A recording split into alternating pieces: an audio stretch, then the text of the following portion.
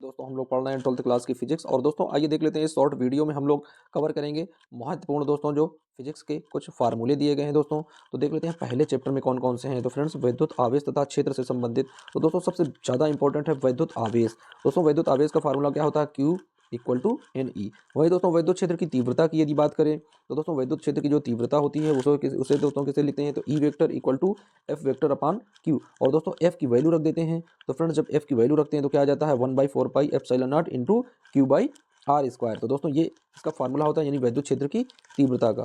फिर दोस्तों बात करते हैं हम लोग कूलाम के नियम की। दोस्तों किसकी बात करते हैं, कूलाम के नियम की। तो दोस्तों देख लेते हैं कूलाम का नियम यानी एफ वेक्टर बराबर क्या होता है, यानी 1/4 pi epsilon naught into Q1 into Q2 upon में आर स्क्वायर। और दोस्तों जब इसे किसी परावैद्युतांक माध्यम में रख देते हैं तो क्या आ जाता है, यानी 1/4 पाई एप्सिलॉन नॉट इंटू के into Q1 into Q2 upon में आर स्क्वायर। तो दोस्तों ये इसका मान होता है किसका, कूलाम के नियम का।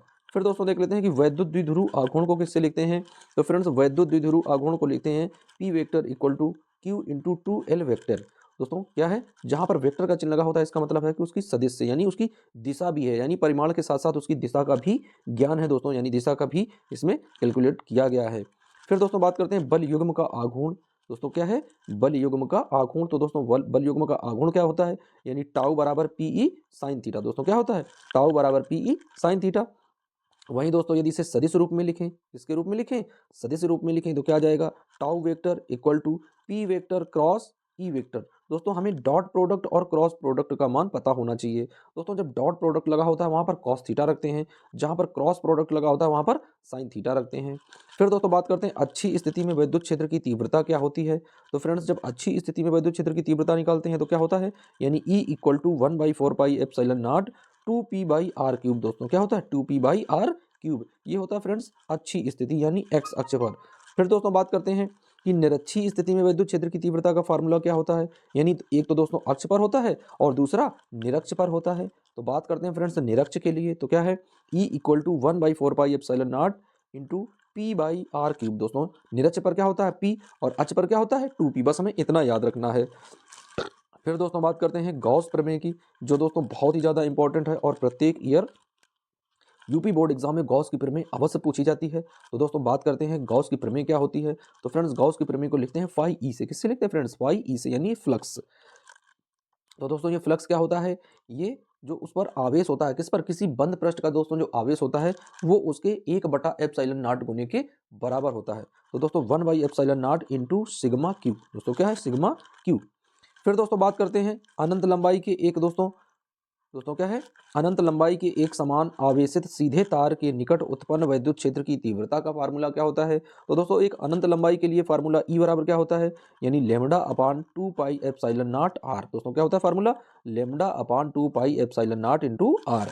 फिर दोस्तों यदि बात करते हैं आवेशित समतल चादर के निकट वैद्युत क्षेत्र की तीव्रता, यानी कोई आवेशित समतल चादर है उसके निकट जो वैद्युत क्षेत्र की तीव्रता होती है दोस्तों, तो क्या होता है ई बराबर हाफ। दोस्तों ई बराबर क्या है, half sigma by 2 epsilon not. और दोस्तों ये दोनों मान किससे प्राप्त होते हैं, ये दोनों जो मान हैं ये गॉस प्रमेय के अनुप्रयोग हैं। दोस्तों क्या है, ये गॉस प्रमेय के अनुप्रयोग हैं। तो फ्रेंड्स इस तरीके से हम लोगों ने कुछ फिजिक्स के महत्वपूर्ण फार्मूले को अध्ययन किया है। अब आइए दोस्तों देख लेते हैं नेक्स्ट। अब आइए फ्रेंड्स देख लेते हैं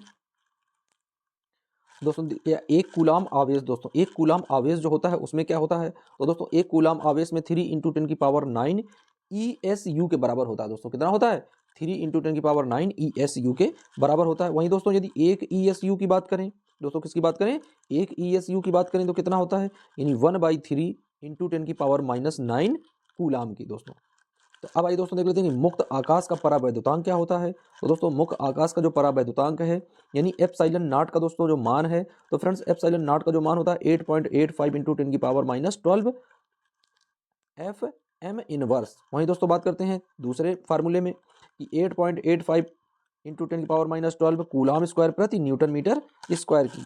फिर दोस्तों बात हम लोग करते हैं कि एक कूलाम आवेश की। दोस्तों क्या है, एक इलेक्ट्रॉन पर आवेश की। तो दोस्तों एक इलेक्ट्रॉन पर आवेश क्या होता है, यानी 1.6 इंटू 10⁻19 कूलाम। वहीं दोस्तों यदि हमें दोस्तों इलेक्ट्रॉन का द्रव्यमान देखना हो तो क्या लिखेंगे, 9.1 इंटू 10⁻31 kg। तो दोस्तों ये होता है इलेक्ट्रॉन का द्रव्यमान और ये होता है इलेक्ट्रॉन पर आवेश। वहीं दोस्तों यदि एक कूलाम की बात करें तो एक कूलाम में दोस्तों कितने इलेक्ट्रॉन होते हैं, तो फ्रेंड्स एक कूलाम में 6.25 इंटू 10⁻18 इलेक्ट्रॉन होते हैं। दोस्तों वही बात करें यदि 1/4πε0 की, तो दोस्तों 1/4πε0 की वैल्यू क्या होती है, तो दोस्तों इसकी वैल्यू होती है 9 × 10⁹ न्यूटन मीटर स्क्वायर प्रति कूलाम स्क्वायर। फिर दोस्तों यदि बात करें कि एप्सिलॉन की विमा क्या होती है, फ्रेंड्स क्या है एप्सिलॉन की विमा क्या होती है, तो दोस्तों इसकी विमा होती है a² T⁴ m इनवर्स और l⁻⁻3। फिर दोस्तों यदि बात करें हम लोग कूलाम बल की, तो दोस्तों कूलाम बल का फार्मूला क्या होता है, यानी 1/4πε0 × Q1 Q2/r²। दोस्तों यहाँ पर यदि हम लोग सदिश के रूप में लिखेंगे तो r वेक्टर लगा देंगे, या दोस्तों दूसरे पदों में यदि लिखेंगे तो 1/4πε0 और यहाँ पर k लगा देंगे, तो दोस्तों कोई परावैद्युतांक माध्यम हो जाएगा Q1 × Q2/r²। अब दोस्तों देख लेते हैं कि आवेश का रैखिक आवेश जो घनत्व होता है, यानी आवेश का रैखिक जो घनत्व होता है उसका एसआई पद्धति का मात्रक क्या होता है, तो दोस्तों उसका एसआई पद्धति का मात्रक होता है कूलाम प्रति मीटर, या दोस्तों कूलाम प्रति मीटर या कूलाम मीटर इनवर्स। दोस्तों बात करते हैं आवेश के पृष्ठ घनत्व की, तो फ्रेंड्स आवेश का जो पृष्ठ घनत्व है उसका एसआई पद्धति का मात्रक क्या होता है, तो दोस्तों उसका मात्रक होता है कूलाम मीटर की पावर -2 या कूलाम प्रति मीटर स्क्वायर।